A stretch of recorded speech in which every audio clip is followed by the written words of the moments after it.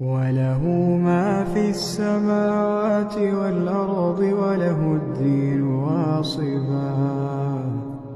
أفغير الله تتقون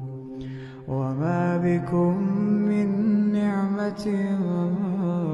فمن الله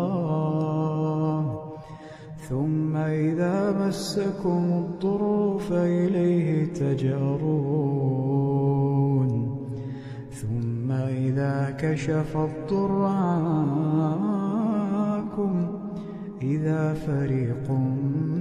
منكم بربهم يشركون ليكفروا بما آتيناهم فتمتعوا فسوف تعلمون.